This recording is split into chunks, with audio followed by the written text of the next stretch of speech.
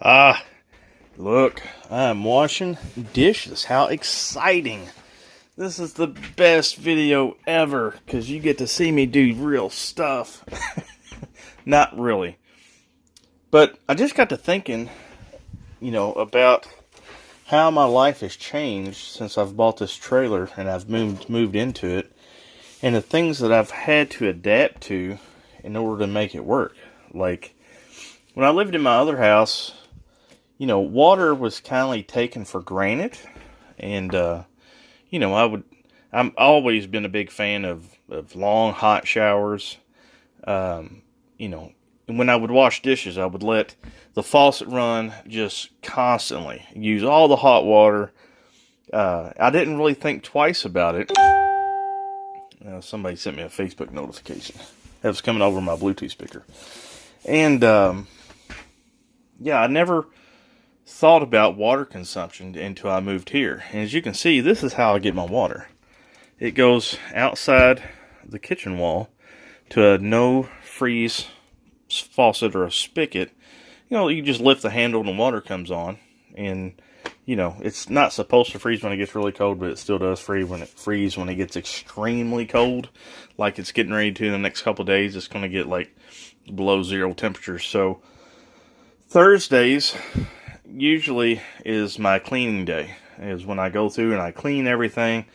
I usually do dishes once a week to save my water because although, I have water coming in here, but it's just tap water. And then I store it in all the 2-liter bottles. And then I have my water tank on the sink. Pardon the mess because I'm cleaning. I fill this with water. And then in the bathroom, I still don't have water running to any place in the trailer. So I have probably 20 milk jugs that have been cleaned that I fill with water. And then if I have to use the toilet, I fill the tank of the toilet up. That way I can flush it. And, not to get too descriptive, but I use the toilet for serious business. And then I have a porta pot for camping that I use for not so serious business. So, the porta pot gets full and I pour it in the toilet and yada yada. So we're back here at the bathroom, and this is how I store the water for the toilet. As you can see, I've got 2, 4, 6, 8, 10, 12, 14, 16, 8, exactly 20 gallons of water that I use for the toilet. Toilet's over there. I'll just fill the tank up and do whatever business that needs to be done and fill the tank back up. And over here for the less jobs that need to be handled, I use a little porta pot. And the only reason why I do that is to conserve water. When the porta pot gets full, I just empty it in the toilet. And so that water's for the bathroom, and this is the water that I use in here. And I know some people are really going to beat me up. They've done it before on some really old videos about storing water in 2-liter bottles, about the chemicals, and yada, yada, yada. Honestly, folks, I don't care. I really don't. It's water, and I use it. But before I use it for any personal use, like consumption, drinking, or whatever, I have this cheap little water filter. It's called Zero Water. I got it at Walmart for like $40. It's got a little filter in it. And you fill this full, and it drains it through into here. And it also comes with a water test meter right here. It comes with it. And you turn it on. And then you put it in your water. And it comes out with a reading. And if it says 006, like it says here, replace filter when tester reads 006. And mine just read 006 for the first time today. So I need to go out and get a new filter. And I just use it because actually the Alexa Pure filter that I have, I'm not spending $100 on water filters. I might buy one at a later date, but right now times are kind of tight and I'm just not going to do it. So I use this and it does wonderful. I actually thought about getting a second one, that way I could, have more filtered water on hand, because although this is actually city water, once it comes through that no freeze faucet, the chemicals in the water, I think, have actually rust the inside of the pipe, because this tray here will get dirty, as you can see, and it'll get little bits in it. And so I have to clean that out probably once every couple weeks.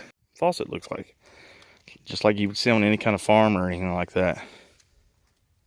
So, but anyways, I'm getting off topic. What I've learned about using water and becoming better with my water is this is how much water I use when it comes to washing dishes. You know, I'll usually break my dishes up into several different categories, I guess you could say. I've got like big pots that I've used, like my crock pot or my skillets and stuff. I'll do one load of the big pots. Then once this gets good and dirty, I change it out and rinse all my dishes off good and put them over here. And then after that, I'll do utensils in one big load.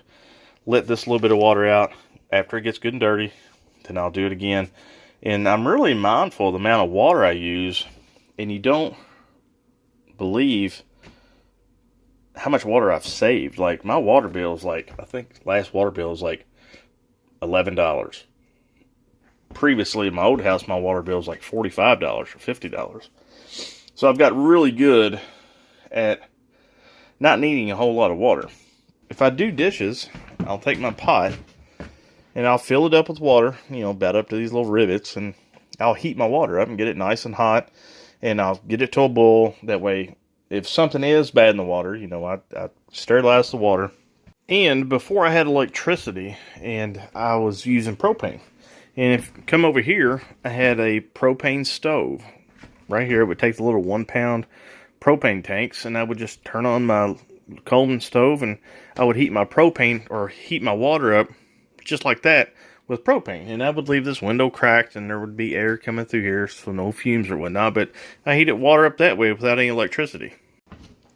Bring it over here, I get a cup, about 2 of these cups I use to put in my sink, and add a little bit of soap, and that's basically all I use to wash my dishes. I try to make it stretch as far as I can. Like I said, I'm not a water conservationist by no stretch of the imagination. But I'm doing it out of necessity because, you know, this is the only access I have to water right now. So I try to make it stretch to keep me from having to, you know, use a whole lot of water and have to keep filling up my jugs and stuff so much. See, you got my kitchen clean. It's a lot later in the evening now. It's like 8 o'clock. I did so much stuff. So anyway, to add a part of this video, some of y'all might ask, well, if you don't have running water going into the trailer, you only have it outside, like, how do you bathe? Like, how do you stay clean? Well, there's 2 things that I do. One, I've got a gym membership at a Snap Fitness up in town. They have full showers, whatever. And I've been trying to change my lifestyle as far as getting healthy, for getting active, mainly working out again. So I'll go up there about 2 or 3 times a week. When I go there, I'll take a shower or whatnot. But then, you know, if I can't and I just want to freshen up or whatnot, and sometimes if I just want to get clean, period, that's my shower. That's my bathtub. And some of you might be amazed, but when I was little, growing up on a farm, you know, sometimes to have a bath, you had to use this in a washcloth, you know, and my mom used to call this a horse bath. You know, if you need to get clean, you take a horse bath.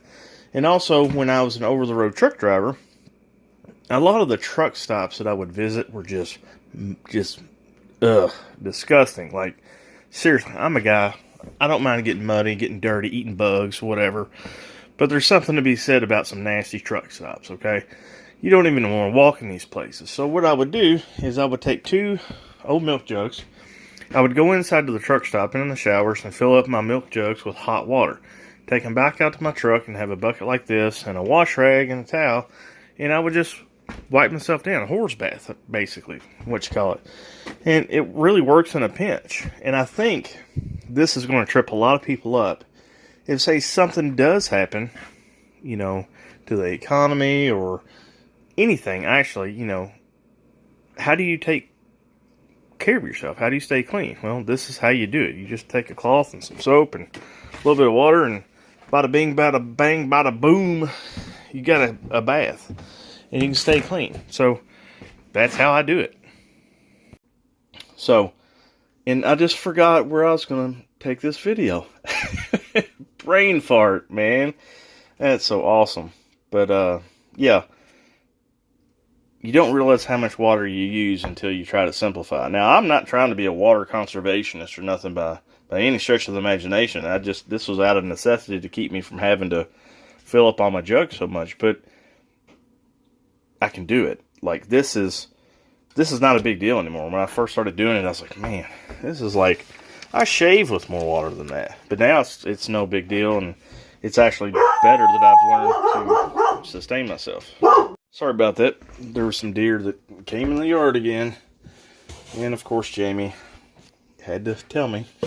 When you go to live simpler and you have to make do with what you have, like a water issue, you learn new skills to maximize what you do have.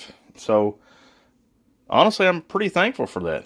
Without this whole trailer experience, I would never have seen how much that I actually use water-wise that I don't necessarily need, and I can do with a lot less. I like it. So, folks, I hope you like this video. If you got any comments, please leave them below. And got any questions, leave those. And again, I'm amazed at how many people have reached out to me that really enjoy the video of this old junky trailer. I would have never thought it in a million years. So, I really appreciate y'all. I appreciate all the new subscribers. And it's really been awesome. So I will see you guys later.